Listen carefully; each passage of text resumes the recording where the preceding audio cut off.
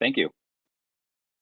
All right. No, thanks for inviting me today. And so my name, is Liz Cute. I work at Buffalo Niagara Waterkeeper, and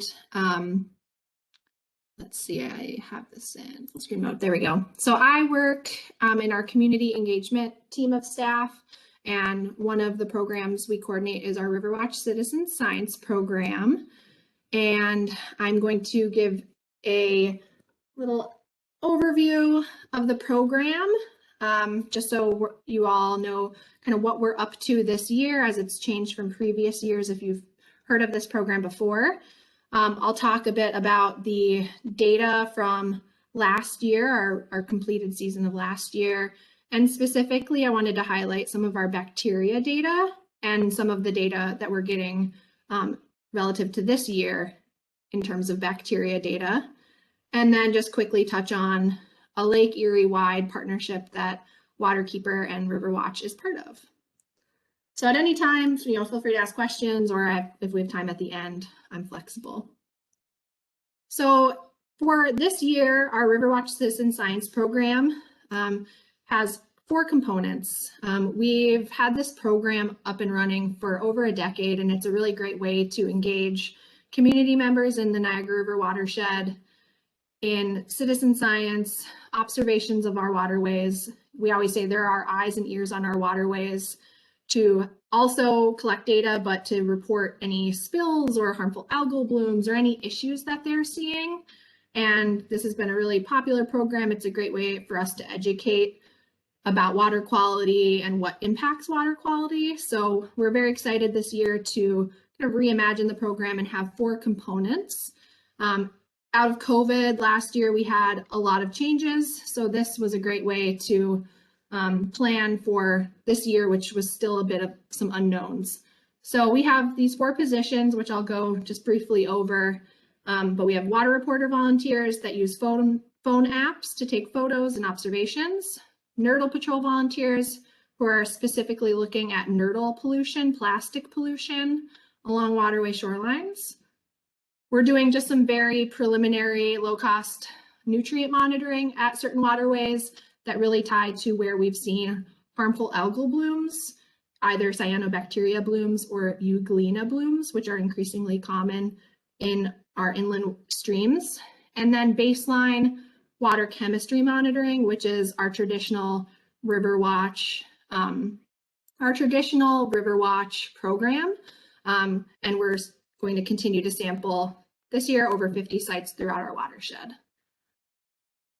So, water reporter, this is a great way to engage volunteers who don't have a lot of time and have very tough schedules, tight schedules. Great way to engage students. We have them trained on how to use an app called Water Reporter, and they can take photos throughout the watershed of waterways, along the waterways. We use hashtags to guide them on what is a good photo with some useful information, and we educate them via those trainings and emails. So they're looking for discolored water, harmful algal blooms, different spills, or just wildlife, because there's more volunteers than there are Waterkeeper staff to know what's happening in different areas throughout this Niagara River watershed. So we're getting really great photos of wildlife, and then some spots where maybe we want to focus a cleanup in the future. So this is new for this year, so we're excited to see how it progresses and what photo observations we get through the summer. And this map can be found on our website here, and I can share all these links to Joanna to include in follow-up emails. So this is an example of a photo a volunteer took, plastic pollution. So any of those hashtags, you can see all of the plastic pollution photos in our watershed. But it's just a great way to get volunteers paying attention to some specifics beyond just, oh, this is a beautiful waterway space, but now let's cue in and look for some specific items. Our second Riverwatch position is a nurdle patrol volunteer. So last fall, Waterkeeper joined a nationwide effort, after I stumbled upon and found a large concentration of plastic nurdles, which you can see in this glass vial. They look like little lentils. They're plastic. That's what gets shipped to manufacturers to use in blow molding or the production of plastic items that consumers purchase. I found a large concentration of those along the Niagara River in North Tonawanda and was curious, how many are there? Where else in our watershed do we find these nurdles? And we've been contributing data to this larger nationwide project, and you can see online on nurdlepatrol.org all the data points collected by volunteers. And here we're starting just to slowly add in more points in Western New York. There's several around this red dot here if you zoom in closer, but we're starting to identify these nurdles in different locations. So as this summer progresses, we'll get more data points from our volunteers, and this will help us understand density distribution of this specific type of microplastic that gets shipped and transported in different ways, but is very interesting, and it's identifiable. You can do some more work on trying to identify the source of the pollution, unlike other microplastics like fragments, which are very hard to know what exactly they're from or where did they come from. Our third volunteer opportunity this year that we're offering in Riverwatch is our nutrient monitoring volunteer position. So we provided volunteers some online training about nutrient loading and harmful algal bloom visual assessment training. And we're using just simple test strips to gather information on phosphate and nitrate levels at waterways where harmful algal blooms are common or potentially expected, and in some of our headwater locations as well. And we're just trying to gauge, where are nutrients higher, where are nutrients lower, and also just have more eyes on waterways where there's harmful algal blooms so that we can respond and notify the DEC if there is that health risk. Our final volunteer opportunity is the baseline water chemistry volunteer. They collect data using higher tech equipment, probes and sensors on temperature, pH, dissolved oxygen, conductivity, and turbidity. So they go out in small teams. We're at 50 sites. They collect data monthly, May through October. So this gives us a really good baseline assessment of stream conditions throughout the year. And we have data at a lot of these sites for over a decade. So we can really start to look at some long-term trends. And after 1 year of sampling, we always put out our water quality report. And this 2020 report is on our website, this PDF. And last year with COVID, we had to scale things back a bit. So we sampled at 25 different waterways, 49 total sites. We collected over 2,500 nurdles in our watershed along the Niagara River specifically. And we did some testing for E. coli bacteria. Staff did this sampling at 10 different sites. So in this Riverwatch report, which you can all find online, we have print copies that we hand out at community events as well. You can see kind of the recap of 2020. How are our waterways doing in relation to these parameters in comparison to either state or kind of freshwater standards? So dissolved oxygen in comparison to our state DEC standard is looking pretty good. So green is in range. Conductivity, on the other hand, this is pretty standard from year to year. We have more sites that are out of range than in range, a bit of a split. So 52% were out of range. What could cause this? There's a lot of things. It could indicate, higher nutrient levels. It could be related to the natural geology of the area, sewage discharges, other inorganic dissolved solids. So conductivity is that really high umbrella test that could indicate a lot of things. pH, pretty much all within range. There were a couple outliers, but very close to the range that is accepted by New York State DEC, so nothing alarming. And then turbidity, again, this is pretty common that we see from year to year. The standard for turbidity is no more than 5 NTUs, nephelometric turbidity units. We have a lot of streams that get very murky after wet weather, or they're even during dry weather, they have very mucky or muddy substrates. So even on a dry day for a month, they might not even have that low turbidity level. So, this is pretty common, but we do see an increase in turbidity after rain events at many sites with all of the runoff. E. coli from last year, our 2020 results. I'll touch on this a little bit. We have staff that go out and sample. We did 10 sites last year. We're looking at 20 sites this year. And we collect data on dry weather days. So it hasn't rained for 3 days, or wet weather days. So it's either rained for 5 hours or there's a 1/2 inch of rain as a goal. So we look at the weather data at the end of our sampling season from local weather stations to ensure that we're reaching that wet weather parameter. We're using Coliscan Easy Gel as our testing method. So you can see after we mix sampling water with a reagent, it goes into a Petri dish, this plastic circle you're seeing here. And after a certain level or certain time of incubation, the colonies of E. coli, this bacteria, turn different colors. So we're counting E. coli colonies, which are those dark purple and dark blue dots. The pink dots you're seeing are other fecal coliforms, not E. coli. So from these counts, we can run an equation and see the colony forming units per 100 milliliters of water.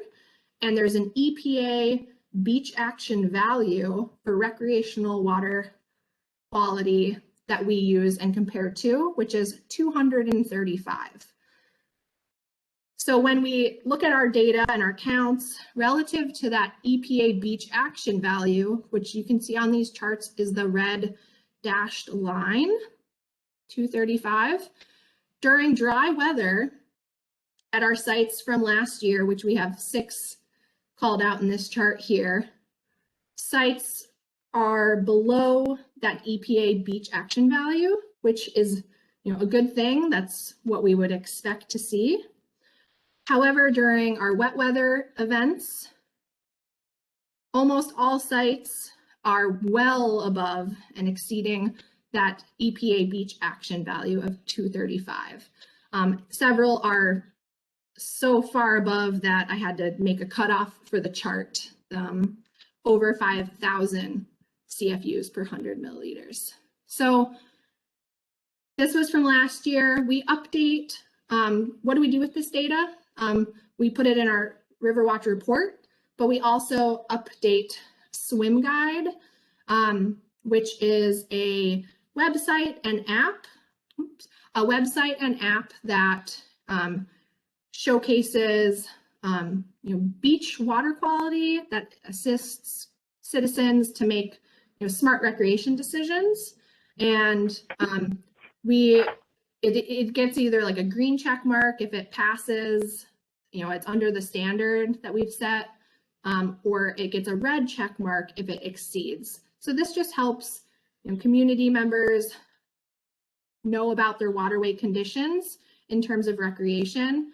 We're not sampling traditional swimming beaches, but we are sampling areas where we've seen people recreate either via canoe, kayak, fishing. They're making a lot of contact with the water. Or we might even see swimming at these locations, even though it's not recommended. So in addition to our Coliscan Easy Gel testing method last year, we did a little bit of source tracking because E. coli can come from humans and animals.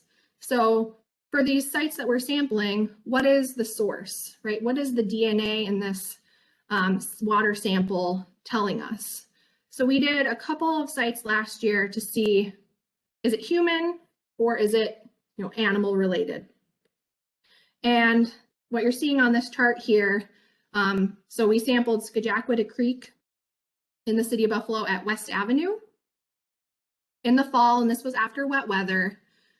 And any number that is over 500 is considered high in their data interpretation. So we had very high counts of human waste, human DNA for Skajackwada Creek, which there's several CSOs on that waterway. So we'd expect that would be human.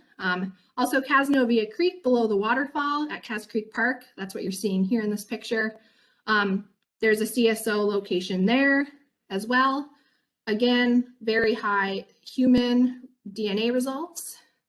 And then Buffalo River at Riverworks, we had human, but the higher count was swine or pig.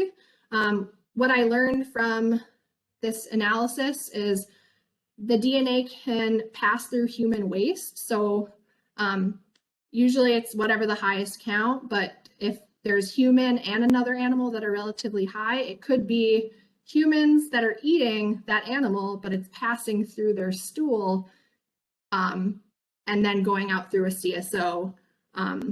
So they're very interesting to see. We're going to continue to do some more of this source tracking this year at a couple different sites where we are, maybe not so sure, maybe there's less CSOs in that location. But some very interesting, like preliminary data that just has us asking more questions.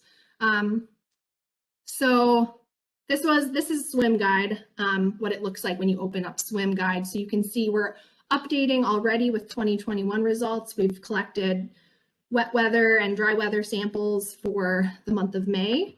So we're updating Swim Guide, and you can see green, it's met water quality standards, which is that EPA beach action value. Red, it has failed to meet those water quality standards. And then gray, it might be sites that we haven't sampled within 7 days, or we don't sample it anymore. We have our own Swim Guide map with the sites that we sample, but you can go on to the main Swim Guide website because there are other sites in Western New York that data from the state, like state parks, the different beaches like Woodlawn and the one at Beaver Island State Park do get updated to Swim Guide. So you can also look at those results, which is pretty cool. So this year, we only have a few data points because we've just kicked off our sampling season, but I wanted to share just some very quick charts that are not so pretty, but it gets the job done for this purpose. Some dry weather sampling that occurred in May. Again, that red line is that beach action value of 235. We'd expect and hope results to be below that during dry weather. We do have a few outliners, and consistently they're along Black Rock Canal Park.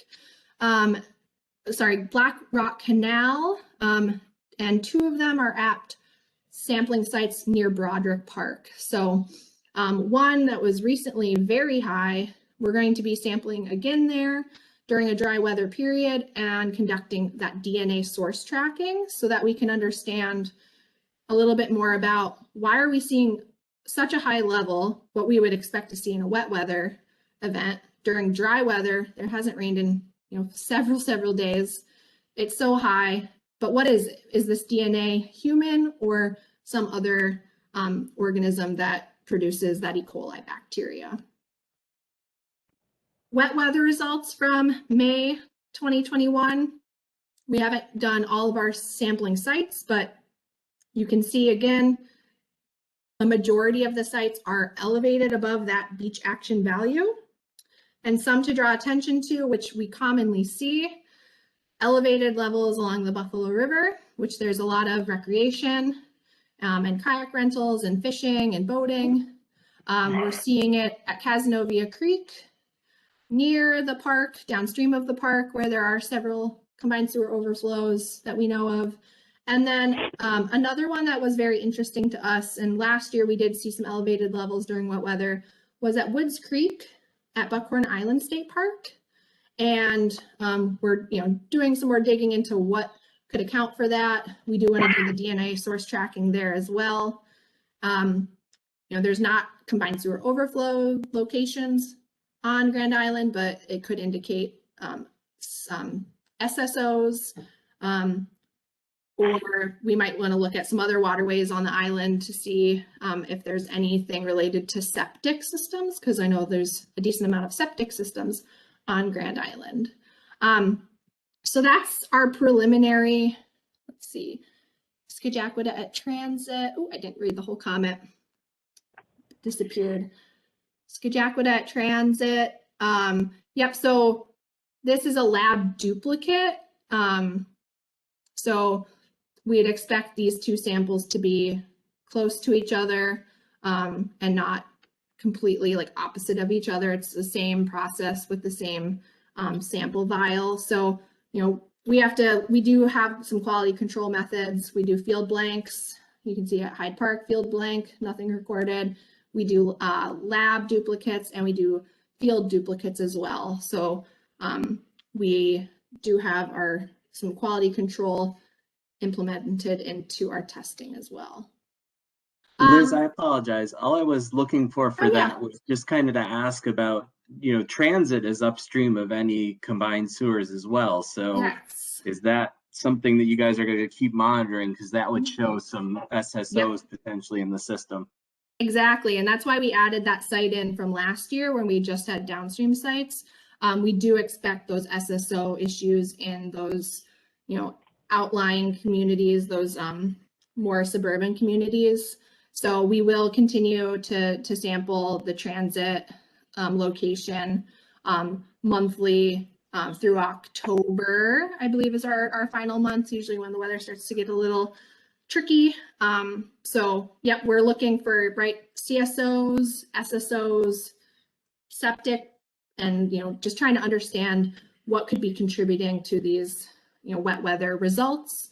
And then we'll be doing a little bit more of that DNA source tracking. Awesome.